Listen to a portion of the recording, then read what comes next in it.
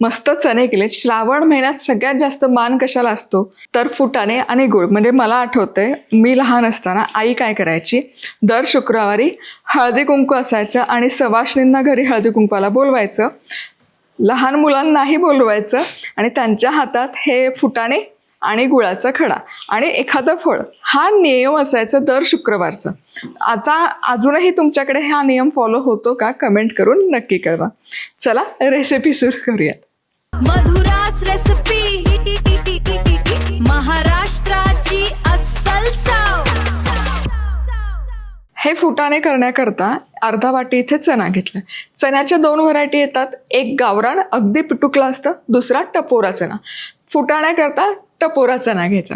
बरं, टपोरा चणा जरी आणला तरी त्याच्यात किडूक काहीतरी छोटे छोटे फुसके चणे मिसळलेले असतात, त्यामुळे शक्यता निवडून घ्यायचं आणि एकसारखे टपोरे चणे निवडून ते या फुटाण्यांकरता घ्यायचं. थोडेसे कष्ट निवडताना घ्यायचे, म्हणजे एकूण एक तुमचा फुटाणा फुटून छान असा टपोरा तयार होतो.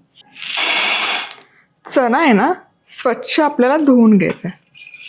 फक्त धुवून घ्यायचा आहे, भिजत घालायची गरज नाही.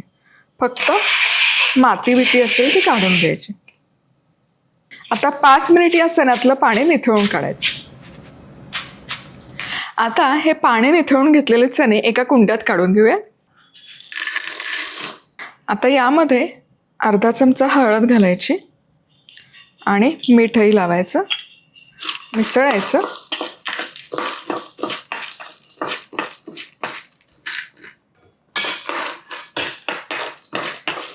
झाकण ठेवूयात आणि हे मिश्रण अर्धा तास आपण असंच मुरण्याकरता ठेवूयात. चला, आता इथे एक 4 चमचे मीठ फक्त लोखंडाच्या कढईत घेतले. निमुळती अशी कढई घ्यायची, छोटूशी पुरे होते. आणि इथे चणे जे अर्धा तास मी आता ठेवून घेतले हळदीच्या पाण्यामध्ये, पाणी नाही घातलं, फक्त ओलसर चण्यांमध्ये हळद घातली, मीठ घातलं आणि तेही कमाल दिसते. मीठ तापलंय. आता यामध्ये हे चणे घालायचे चमचाभर आणि चांगले फुलवून घ्यायचे, मिसळून घ्यायचे.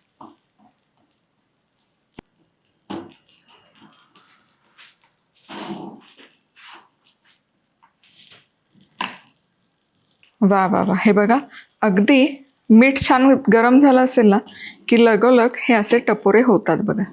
हे बघा, आपण ॲक्च्युअल विकत आणतो की नाही फुटाणे, अगदी तसे हे उकळतात. चला, आता हे काढूयात.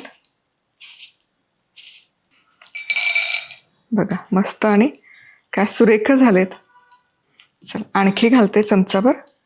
हे देखील फुलवून घ्यायचे चांगले.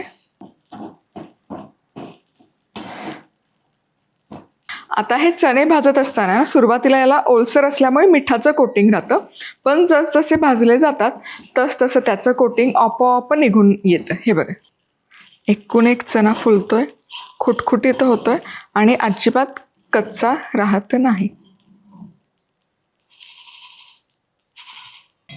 बघा, आवाज पण बघा. अजून घालून दाखवतेच.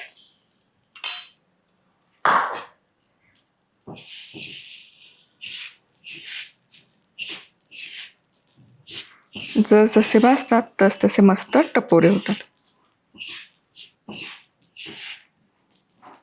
अगदी 30 ते 40 सेकंदाचा वेळ पुरेसा असतो मिठामध्ये शेकून घ्यायला. हे बघा, झाले पण छान असे खालीवर रोस्ट करायचे. वाह, बहारदार. हे बघा, हे तर अगदीच मस्तच झाले. हे बघा, एकूण एक चणा उकळलाय आणि रंग पण बघा, पिवळा धमक रंग आला. हे असे पदार्थ करायचे म्हणजे ना खरंच थेरपीसारखं काम आहे, तुम्हाला सांगते. म्हणजे एकदा करायला सुरुवात घेतली ना की करतच राहावंसं वाटतं. बरं, हे चणे कसे आपले मस्त टपाटप फुटलेत, तसं तुमचं प्रेमही छान फुटू दे की. चला, कमेंटचा पाऊस पाडा, लाईक करा, सबस्क्राईब करा. पुन्हा भेटूयात अशाच मस्त फटाकेदार रेसिपीसोबत. तोवर मस्त राहा, खुश राहा, आनंदी राहा, सगळ्यात महत्त्वाचं खात राहा.